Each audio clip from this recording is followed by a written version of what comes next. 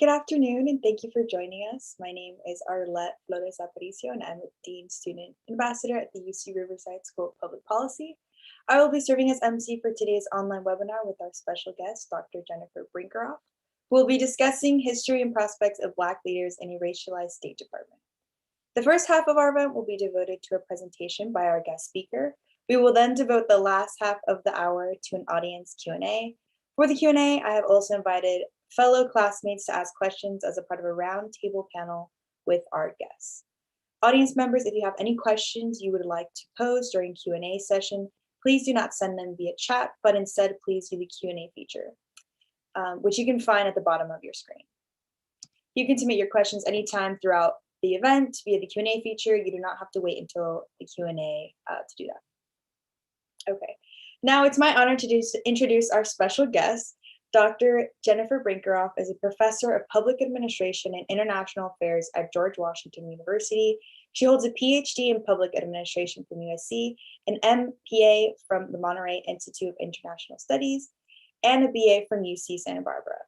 Her areas of expertise include public-private partnership, governance, NGOs, and development management. Dr. Brinkerhoff has consulted for multilateral development banks, bilateral assistance agencies, NGOs, and foundations. She is particularly keen on encouraging people to pursue service careers thoughtfully, grounding their commitment to change and self-awareness and working in the community. To that end, she and her husband, Derek Brinkerhoff, published Working for Change, Making a Career in International Public Service. She is currently working on a co-authored book project targeted to young African Americans and tentatively titled The Giants Who Blaze the Trail, Lesson for the Next Generation of African American Foreign Policy Leaders. Dr. Brinkerhoff, thank you for joining us, and the floor is all yours. Oh, I think you might be muted. You would think I'd learned by now. Thank you so much, Arlette, for that nice introduction. And it's such a pleasure to be with all of you today. I can kind of live through you, through osmosis, to imagine myself back in California, and oh, I miss it. I'm a California native, so I envy you where you're located, but that's not why we're here today. So let me get started with the topic. I'm gonna share my screen. And there we go. There we go. Oops. All right. As was already stated, the subject that I wanted to speak with you about today is history and prospects for Black leaders in a racialized State Department. The questions that I address in this research are: what is the historical evolution of representativeness in the State Department bureaucracy? And secondly, what will it take to move closer to an American foreign policy apparatus that truly reflects our country and our society? I explore these questions using data on African American leadership in the Foreign Service, ambassadorial appointments. I want to add, though, that I understand that some of you are here out of an interest in American foreign policy and the international arena. Others of you are here because you're specifically interested in diversity and representativeness. And some of you are here for both of those things. So I hope that you'll see that the research I'm going to present to you is applicable to all of those contexts. And in fact, a lot of what I'm going to discuss with you today is relevant to diversity efforts in any organization in our nation today. So first of all, why should we care about this subject?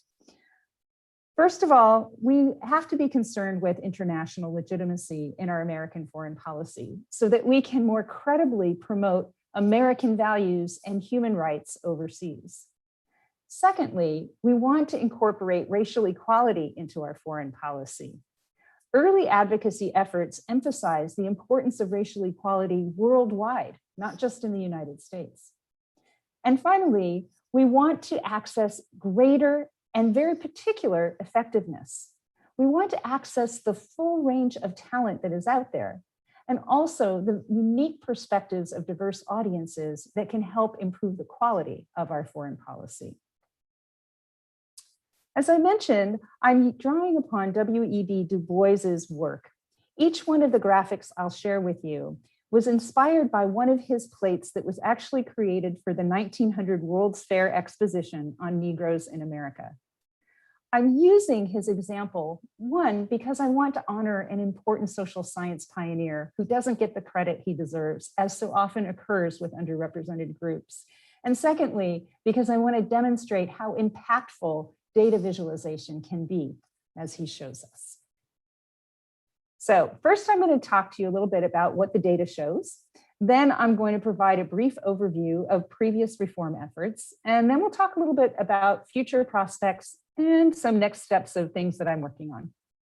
Okay, so first of all, hold on, I need to move my screen so I can see it a little bit better. Okay, so this graphic demonstrates that the percentage of African-American ambassadors has never, ever been the same as the percentage of African-Americans in American society.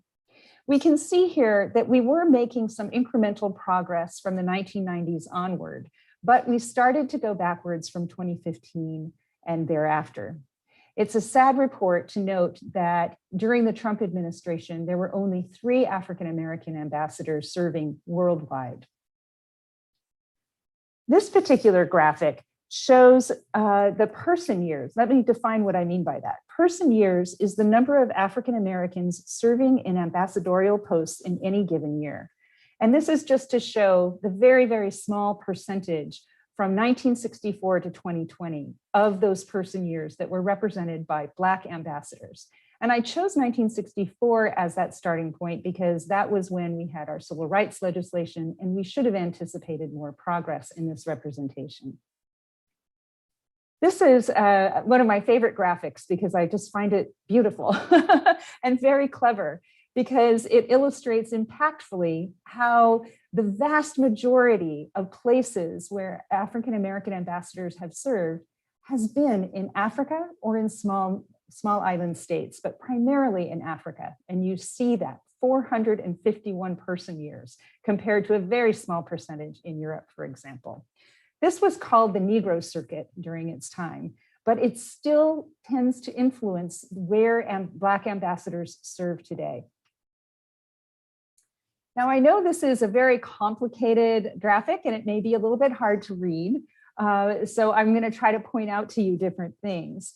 The paper that this research, that this presentation is based on, illustrates key moments and key moments that represent impactful factors.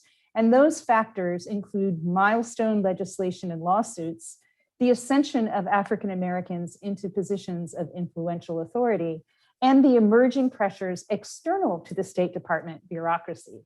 So I will be providing examples of each of these and point out where we see their impact on the data visualization before you.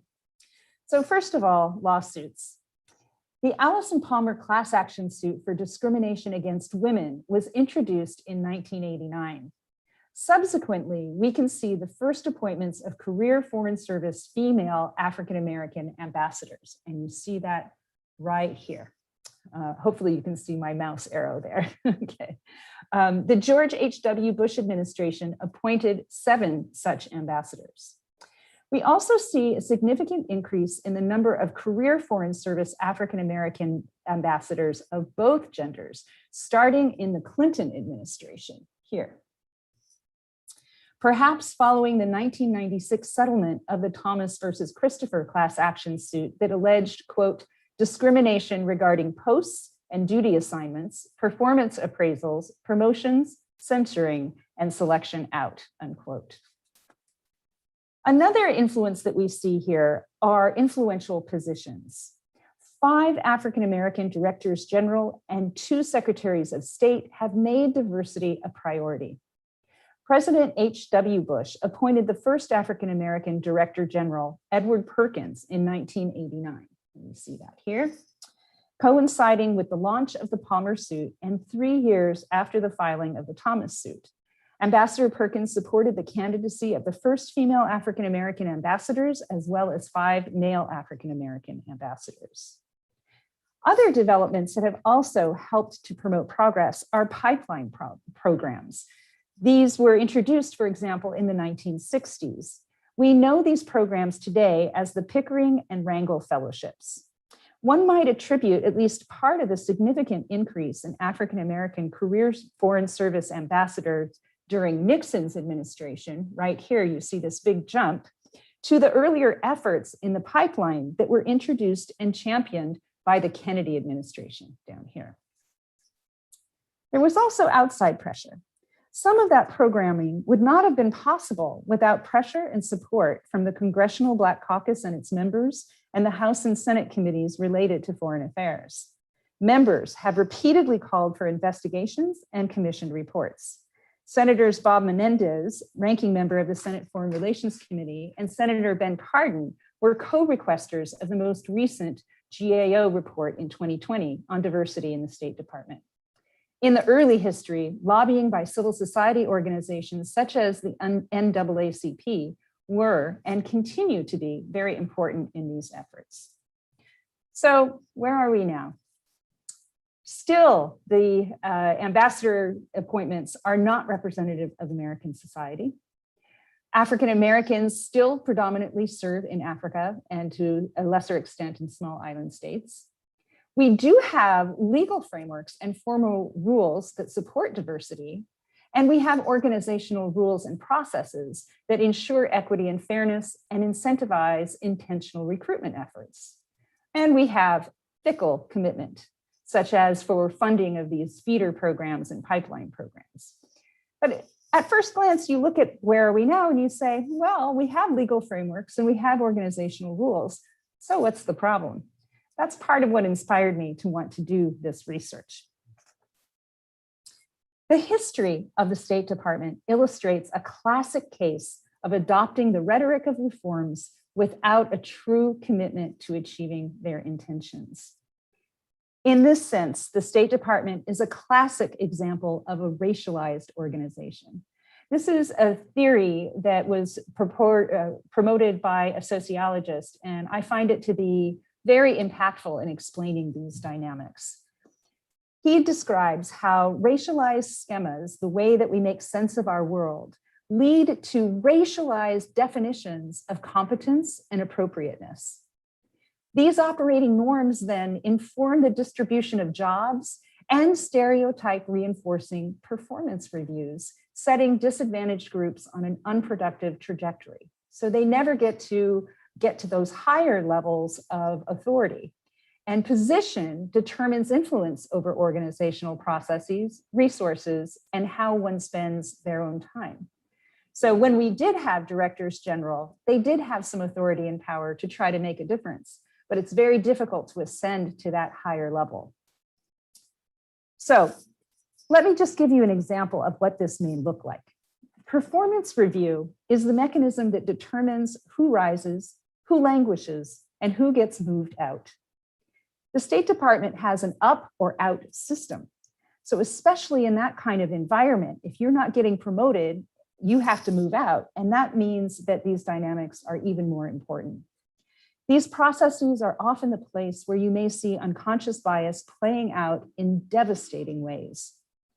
Ambassador Ruth Davis, who was a Director General of the State Department, observed, and I quote, "The reports that are written on white male officers are certainly more glowing generally than they are for females and minorities.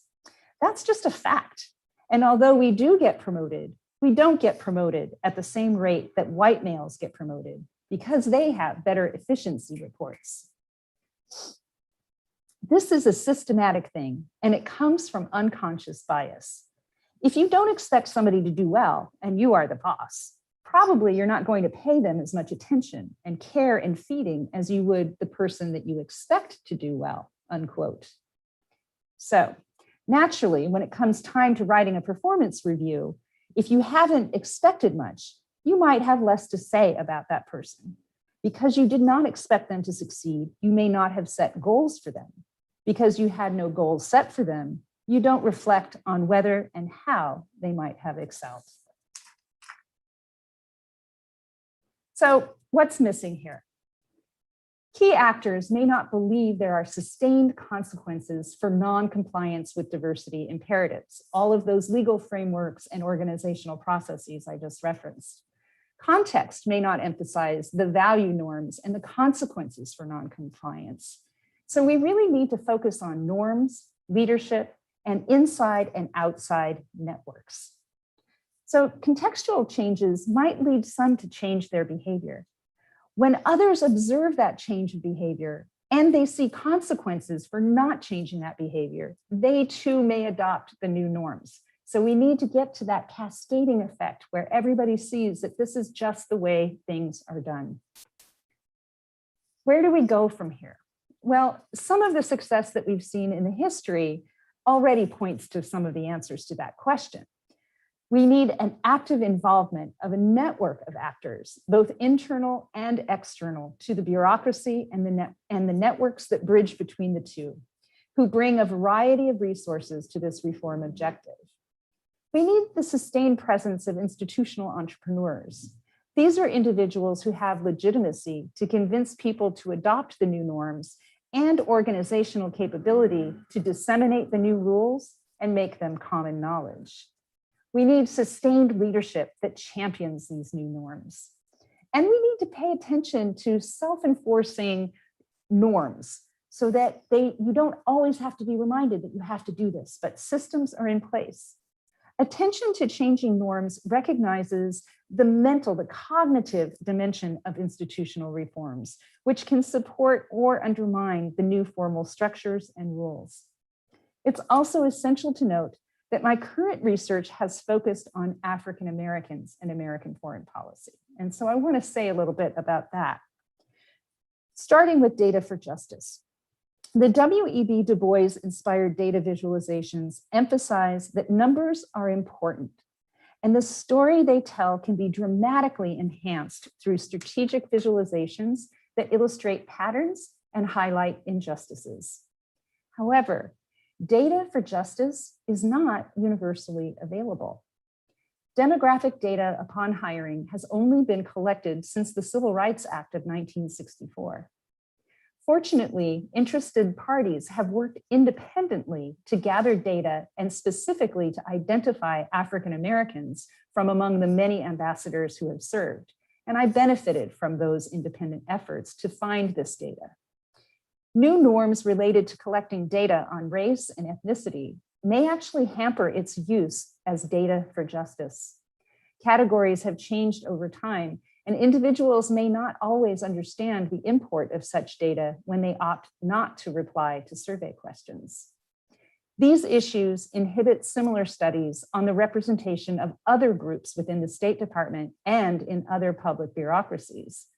Only when we consider other affinity groups can we assess the full measure, or lack thereof, of the State Department's reflection of American society.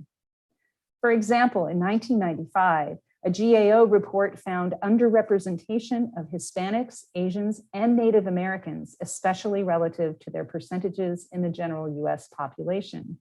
And one scholar has described a cucaracha circuit, referring to a dynamic similar to the Negro circuit, but for those of Latinx descent. I want to take a moment. First I wanted to say, again, it isn't just about power. So yes, we need authority, we need power, but as I was mentioning, we also need to pay attention to norms and expectations. And so power is not enough. It's necessary, but it is not sufficient for making change. So I wanted to take a moment to talk a little bit about the most recent developments related to diversity in the State Department. And these developments have occurred since I completed the research that I was planning to talk about today. But let me talk a little bit about this. Senator Joaquin Castro and others introduced the Diversity and Inclusion at the Department of State Act in December of 2020. And Secretary Blinken announced the creation of one of the components of that legislation, a Chief Diversity and Inclusion Officer who will report directly to the Secretary of State. Ambassador Gina Abercrombie-Winstanley, an African American, has been named to so serve. The legislation has been endorsed by multiple civil society groups. Now, under a different Secretary of State, the appointment of a Chief Diversity and Inclusion Officer might be meaningless. He and this administration are championing diversity. That may not be so in the future. So without passing related legislation, there's no guarantee the office and its work would continue under the next secretary. Now I want to take a very brief look at the proposed legislation and what it includes. It includes a training mandate, diversity and inclusion training. Well, research shows that this is not effective unless it occurs within a broader change strategy, and it could even backfire against a diversity agenda without care. The legislation also includes a mandate for a demonstrated commitment to diversity as a factor for promotion. Well, guess what? That's already existed for a long time within the organizational processes of the State Department. But we just assume that must not exist because it's not working. It's not working because it doesn't exist. It's not working because people aren't applying it without bias. They're not taking it seriously, and there are no consequences for not taking it seriously. And the legislation includes a formal mentoring program. And a lot of the research shows that, okay, a formal mentoring program is helpful, it's better than nothing, but it's usually not sufficient. And I think it's really important too, to make sure that people find mentors with whom they really identify, can relate, and share the same experiences. And that often doesn't happen when a formal mentor is assigned. So it may be helpful, but it's not sufficient. We have a long way to go. And by the way, I just want to point out that this photograph, "The young are at the gates," that actually is a photograph I took of a banner that was used in the women's suffrage demonstrations at the turn of the 20th century. But I believe we are in a similar moment today, and I hope that you are the young who will help us to create change. And that leads to some of the current work that I'm doing. This research that I've talked to you about today is actually an outgrowth of a larger project that was mentioned in my introduction, which is a book project called The Giants Who Blazed the Trail: Lessons for the Next Generation of Black American Foreign Policy Leaders. This is a multi-generational dialogue intended to inspire the next generation of Black American foreign policy leaders and to generate the most salient advice to support their confidence and their success. And I provide for you an overview of the table of contents just to give you an idea. And hopefully once the book is out, which is probably going to be at least a year from now, I might be able to come back and talk to the students again. I want to give you a flavor for a little bit of that book. And so returning to the performance review process, which is so important to diversity and success of underrepresented groups, here's a little bit from my co-author, Aaron Williams, from the book. He talks about the importance of documenting what you do when you go into a performance review. He says, the documentation part is something that people really don't understand. You go in and see your supervisor. They say, so let's see what you've accomplished here. Now, you've got two ways to do this. One, you can rely on him or her to remember what you did. And some of them really might have a few notes about what you did. But the vast majority will not be in charge of your life. I always went in with a 3 or 4 page layout. Under each goal, this is what I did, just to remind them. And inevitably, they would say, oh, yeah, right. I remember that project we worked on. We didn't know which way we were going to go, and you made recommendations.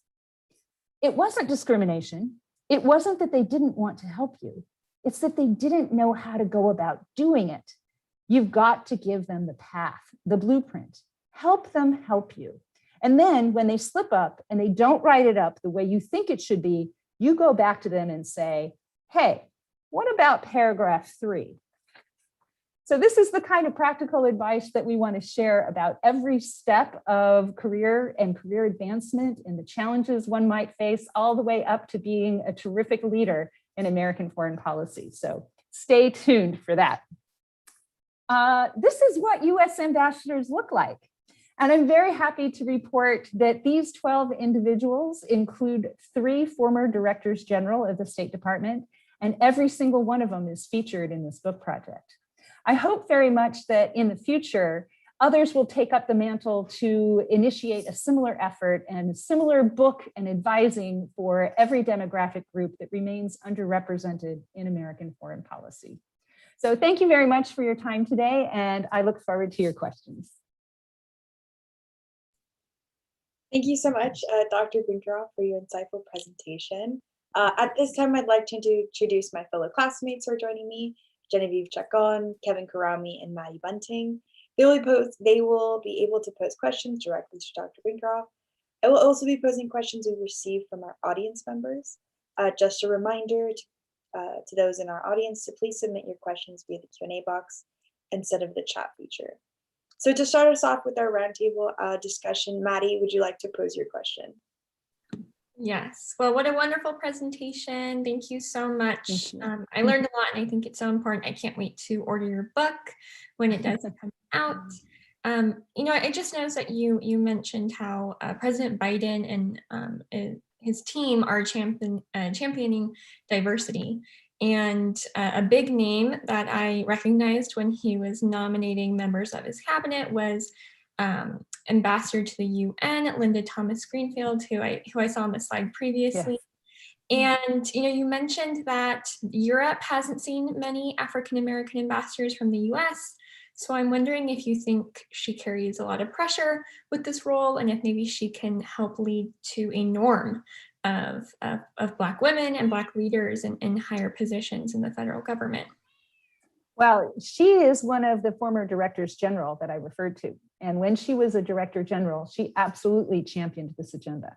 And she focused also a lot on pipeline programming. And as director general, she went all over the country trying to talk with audiences as young as junior high, believing that people need to have early exposure to the possibility of an international career in order to take it really seriously and be prepared to take those steps.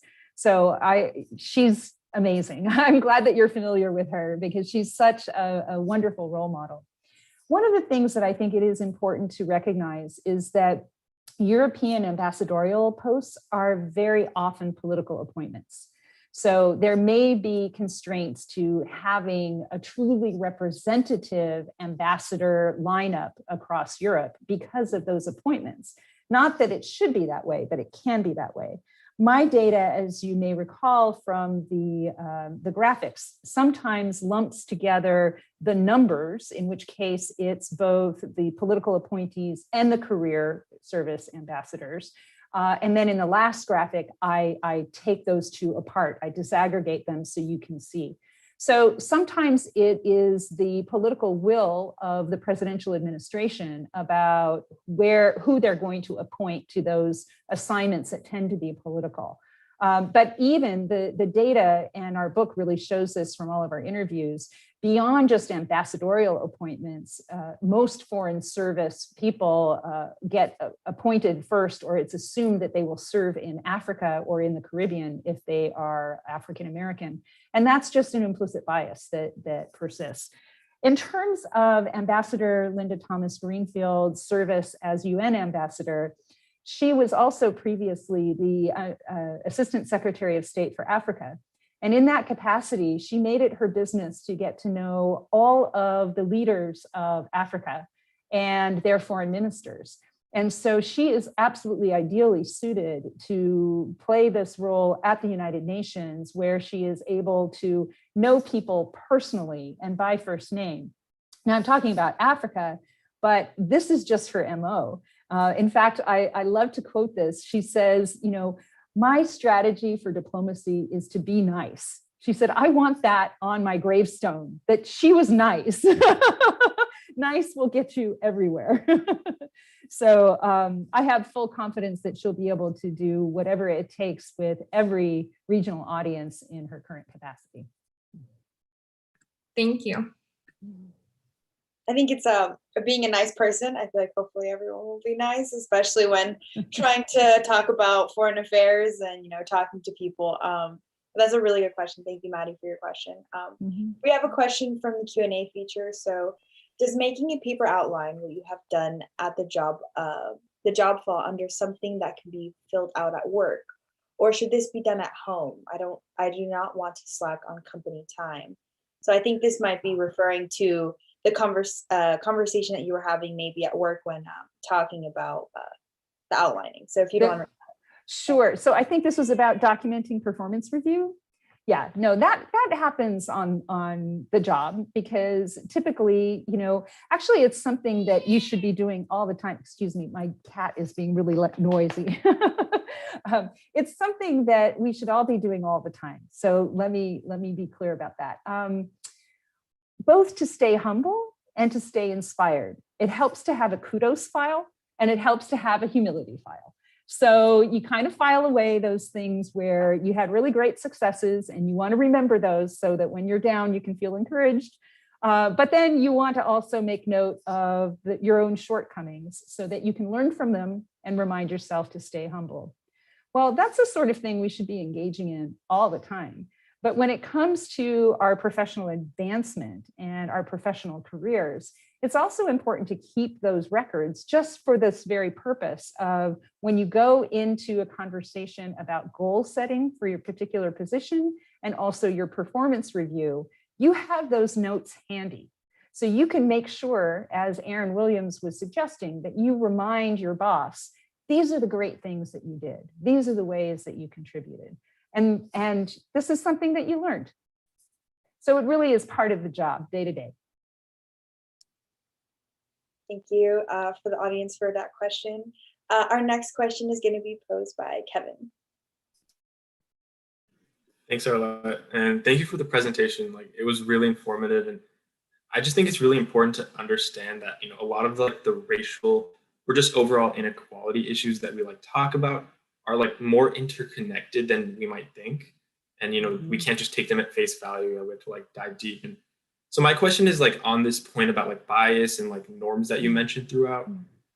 How do we change the mindset of so many people and try to solve these problems when a lot of people don't even recognize an issue exists? So the lack of African American ambassadors. A lot of people might say, oh, that's not really a problem, that's just the way it is. How do we change that mindset? Well, thank you so much for your question, Kevin. It really underscores what I'm calling here in this presentation, data for justice. We need to collect the evidence that these are issues that exist before we can argue that they're issues that matter. We need both. We need both of those things, right? So this is a public policy school, so I know you've been having classes about evidence-based policymaking. It's the same for any advocacy effort. You need to get the data, and that's why I wanted to do that as part of this broader project. So get the data so you can make the case. But in terms of the implicit bias, it's still really difficult because you can present the data and then you can have people at every single level say, but I don't do that. But we have these systems in place. And so, this is why I wanted to do this particular research, to demonstrate that it isn't enough to have those systems in place and then abdicate your own personal responsibility because you say that somebody else is going to take care of this. So I think step number one is to recognize that every single individual is responsible for this, every one of us. And in every case, when we are at a decision point, we need to ask ourselves, who's gaining, who's losing? Because too often when we think about the way things are normally done, normal means the status quo, which means that there is a particular group that is automatically de facto privileged. So our responsibility in every moment is to say who's winning and who is not, and what can I personally do about it in this decision in this moment. So thank you for the opportunity to share that, Kevin. That was really inspiring. I think just as you were speaking, it triggered in my mind when it comes to data or even doing data in our own research, it can be pretty difficult in the social sciences, especially collecting the data or the surveys, or are we getting enough people, or which target group are we representing? And that was a really eye-opening thing for me. So thank you, Kevin, for that question. Genevieve, would you like to pose the next question? Yeah, thank you, Arlette. And Dr. Brinkerhoff, I just want to go off all my ambassador friends here saying just thank you for the great presentation.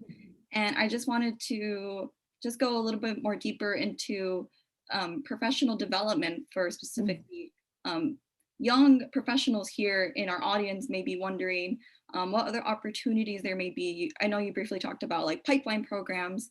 And so I just want you to speak more on pipeline programs or other professional development opportunities that are available to young students of color. Sure. The first thing I would say to all of you, no matter what your demographic background, is consider the UC-DC program. No matter where you end up serving, if you have that exposure to Washington, it will open doors for you. It will open doors in your mind, in your understanding, and in the opportunities that will present. So I really hope that you will consider taking that for some of you, it would be a leap, and I recognize that it isn't easy. But that's kind of like, that's one leap. And then thinking about international career is an even greater leap for a lot of people, unless you come from an immigrant background, right? So it can feel a little bit daunting. So the first thing I would say is try to gain as much exposure as you can and take advantage of all of these opportunities that present. And I know that there are financial hardships associated, and we talk a lot about that in our book. For some people, they're able to access money through scholarships and other opportunities, and others just have to scramble. And it's not fair and it's not easy, but it's doable, and a lot of people do it. So one of the opportunities that can help you to professionally advance and get this exposure, and it doesn't cost money out of pocket, but it does take time and commitment, is the Peace Corps. And many of the giants that we interview in the book got their start in the Peace Corps. Aaron Williams, who is my co-author on this project, was the Peace Corps director in the first Obama administration, and he got his start through the Peace Corps. He was from the South Side of Chicago, and no one in his family had ever left the South Side of Chicago except to join the military, until he up and decided, I think I'll do Peace Corps. And it changed his life. And because of the impact he's had, he has changed the lives of literally millions of people. So, so please consider the Peace Corps, all right? Then in terms of more specific pipeline programs, I mentioned the Pickering and Rangel fellowships. So that's something that you can Google and look up. They're competitive, but they offer really great opportunities. And then also we have a consortium of public policy and international affairs schools, PPIA, if you Google that. They offer some public service weekends and other programs to expose students to what careers and graduate education in public service and international affairs look like. And sometimes those are cost-free and come with an opportunity to compete for scholarships for graduate school. So we host a public service weekend at George Washington University, and I am so hoping that we will be seeing a regular participation from students from UC Riverside. Thank you so much. Like, where do I sign up? Actually, no,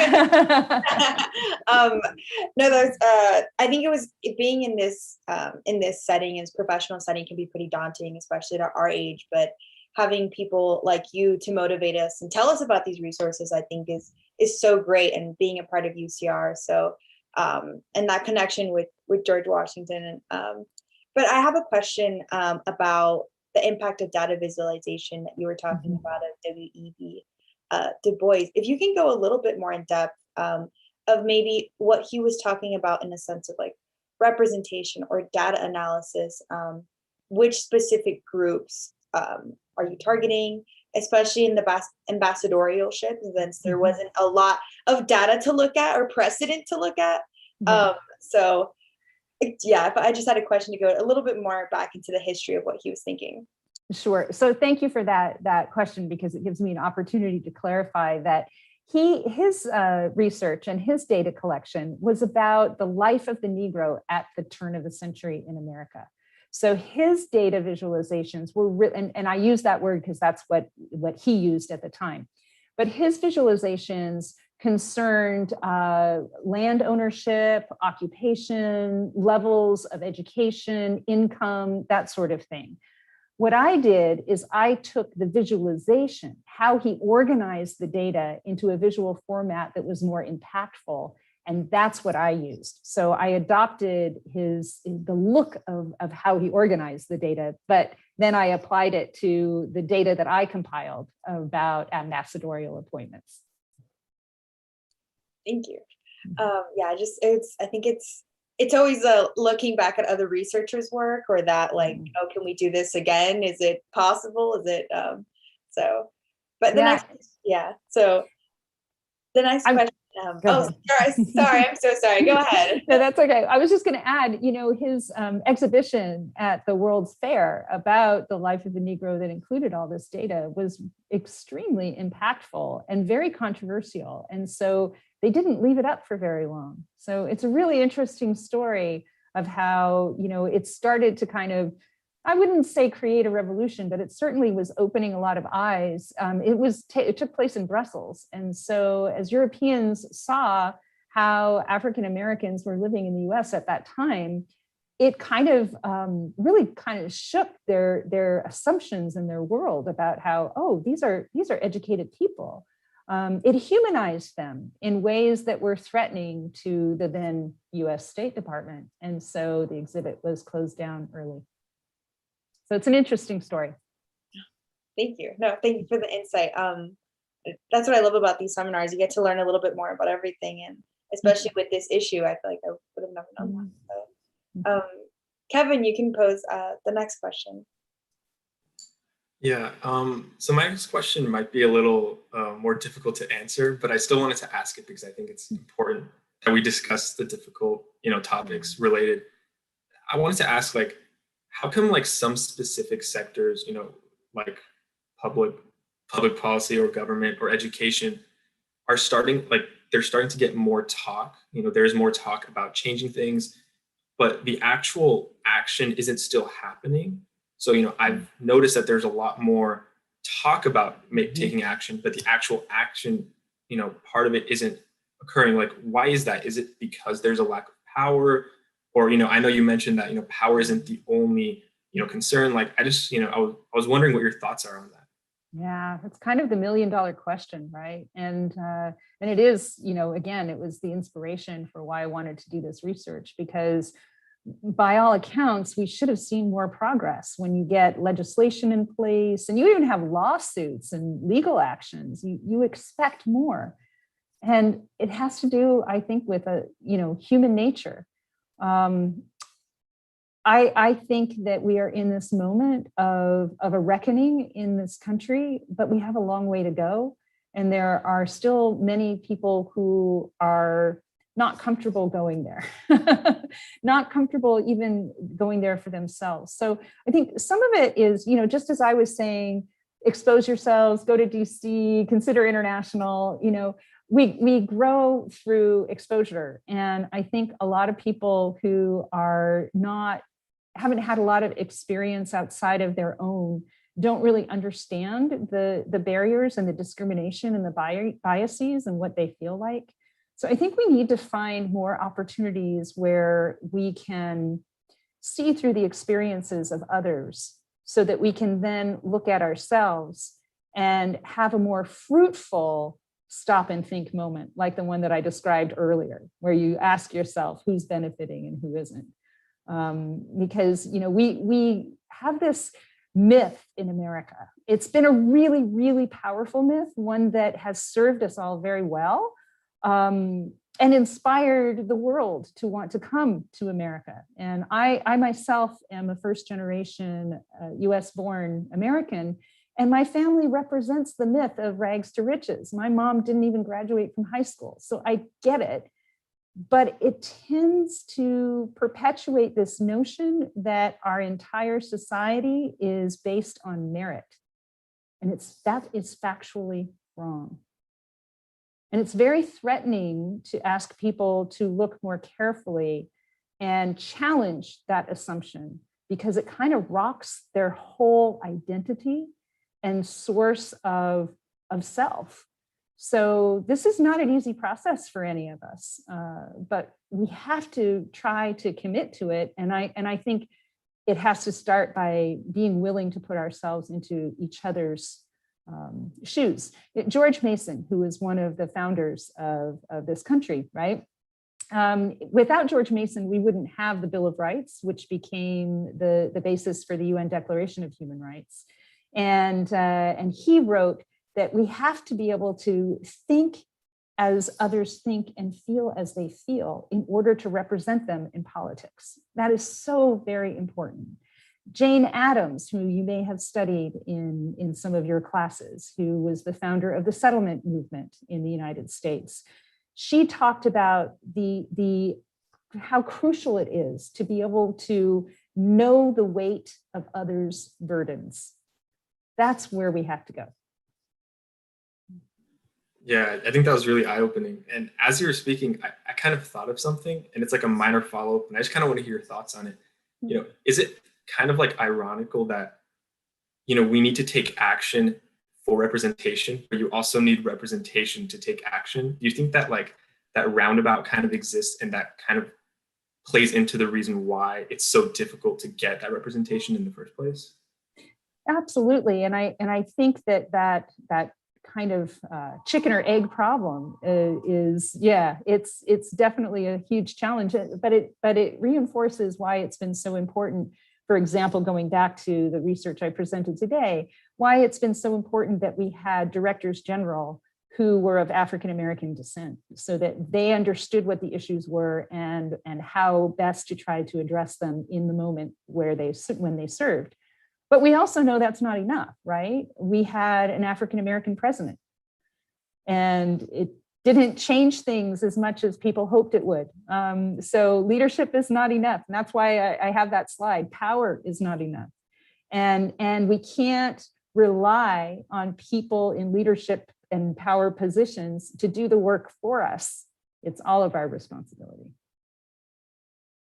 I think the first word that came into my thought was like implementation. And I feel like that's something that they tell us that UCR School of Public Policy, or in my classes, that it's implementation that people forget about, but it's one of the most important processes of everything. So the next question is going to be posed by Maddie. Thanks, Arlette. I've been thinking a lot about affirmative action during your presentation, as we've been talking. And I'm sure you know that it was up in the election in California, and it did not pass in November.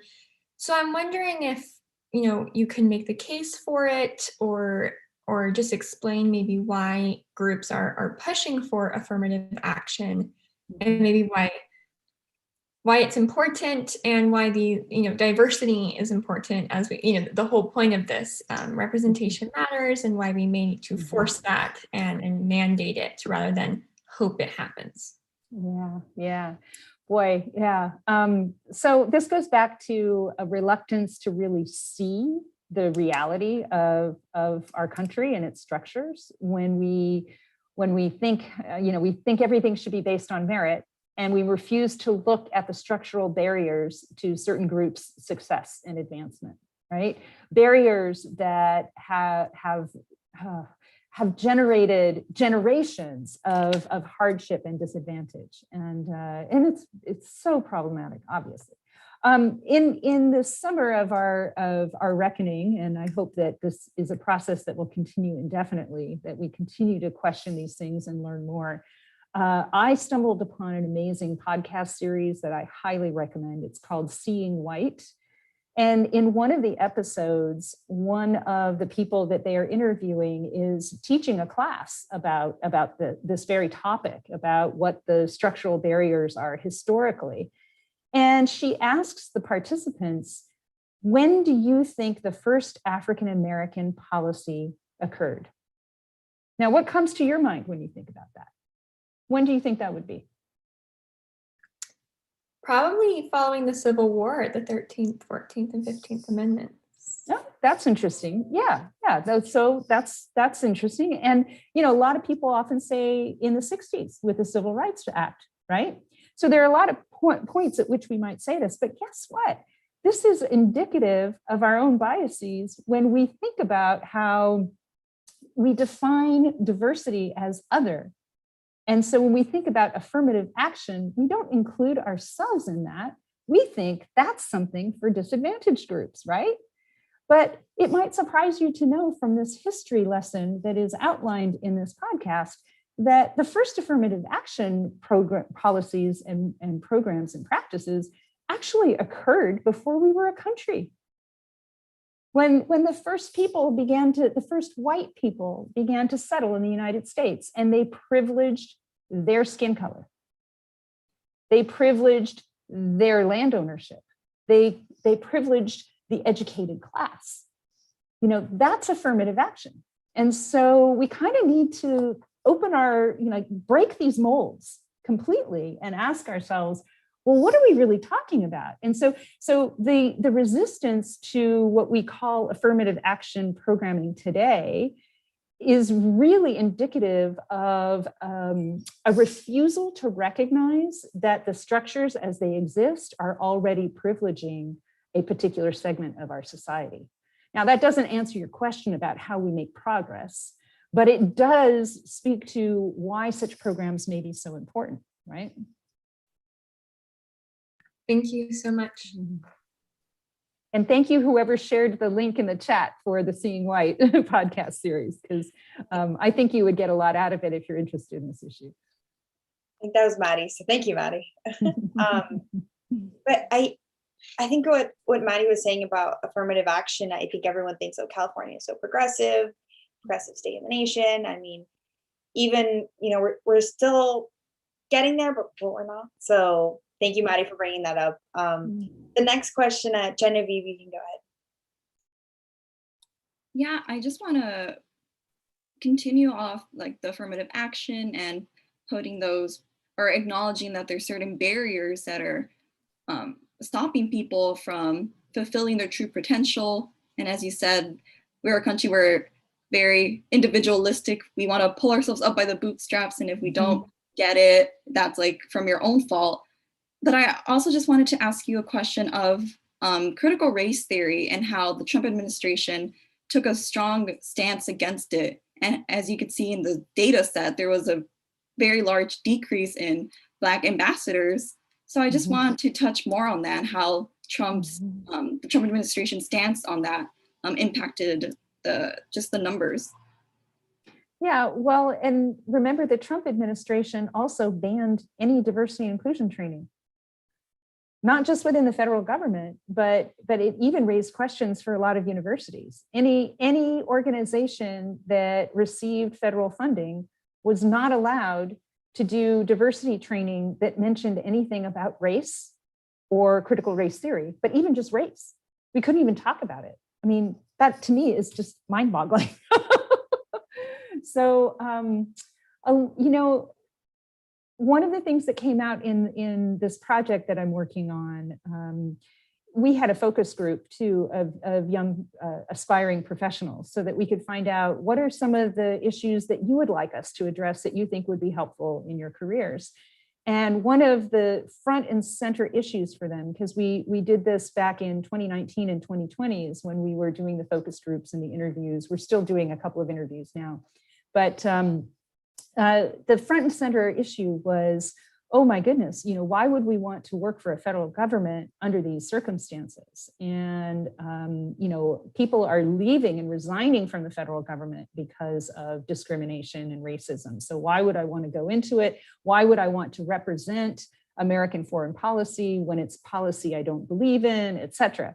So we asked our giants these questions and said, how would you respond to these young people?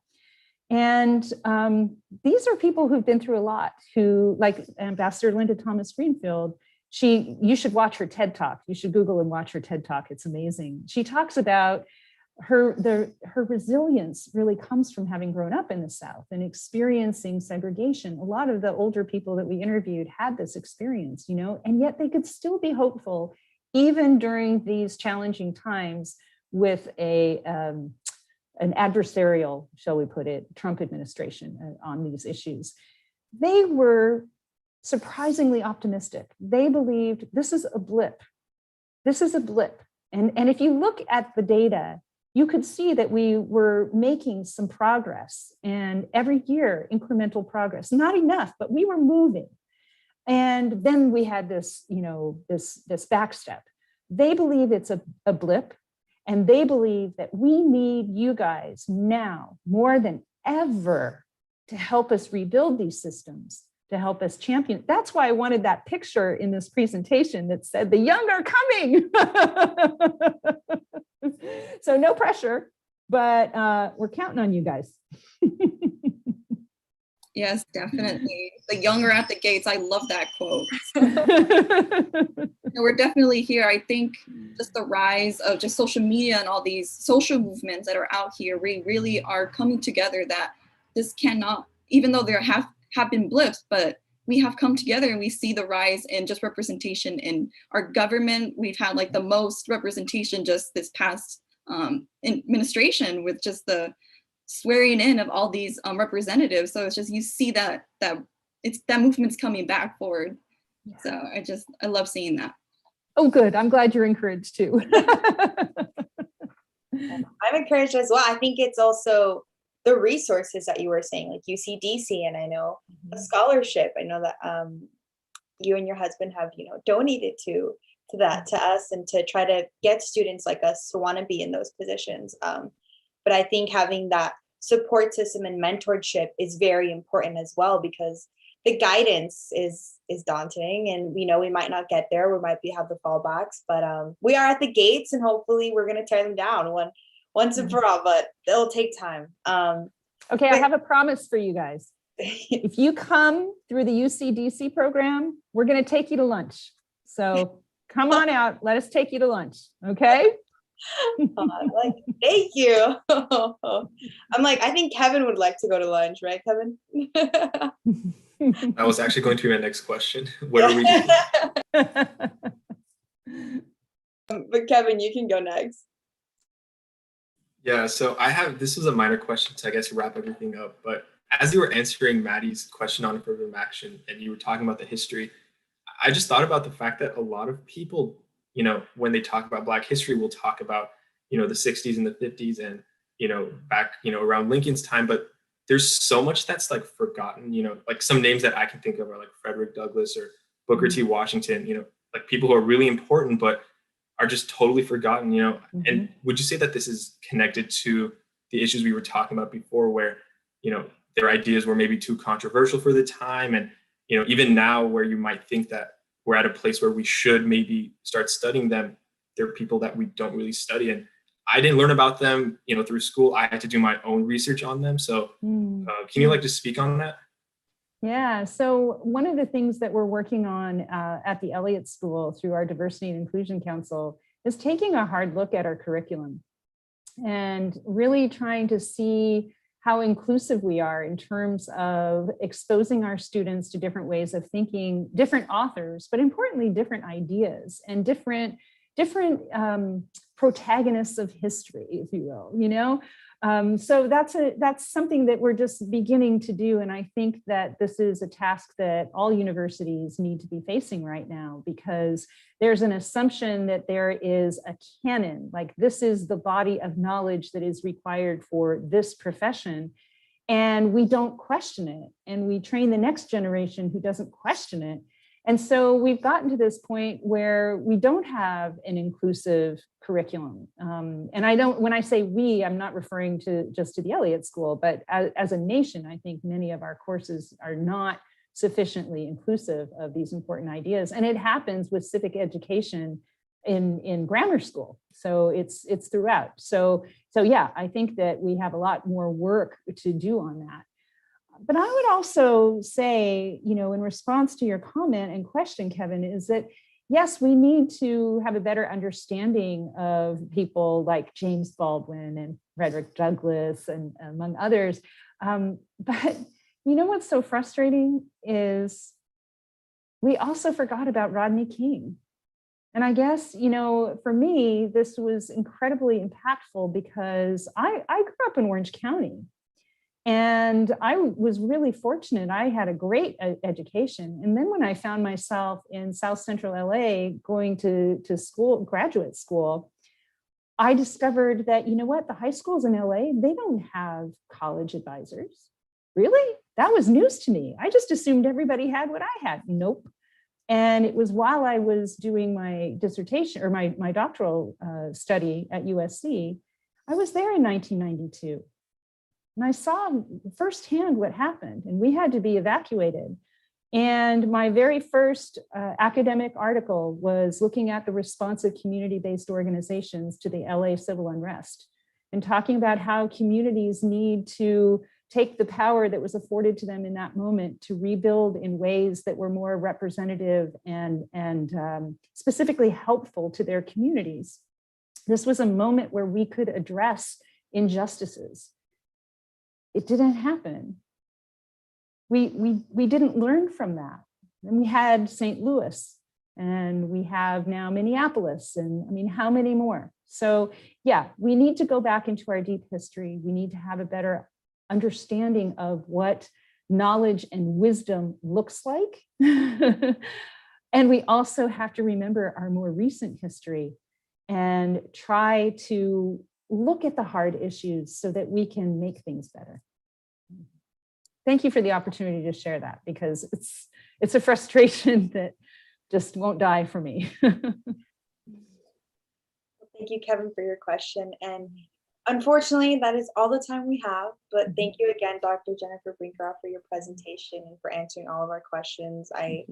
This is a conversation that I know my peers and I just I have so much gratitude to learn a lot about your knowledge and experience, and for you to coming to UCR, and sharing it with all of us. So if you have any last minute, encouragement, I know you were saying we're at the gateway, but I just wanted to say thank you. Well, thank you all so much. I really enjoyed your questions. You inspire me, and I hope to see more of you. And those whose faces I couldn't see, I hope to meet you and see you too. And maybe we'll be in a situation where I can take you to lunch in Washington. Thank you. So thank you to everyone who attended today's webinar. Our next online event will be tomorrow, when Dr. Tatiana Borisova of the University of Florida at Gainesville speaks at our next SPP Water Seminar.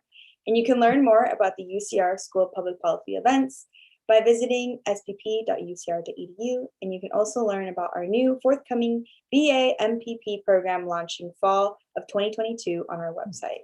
We look forward to seeing you at future SPP events. Until then, goodbye. Bye.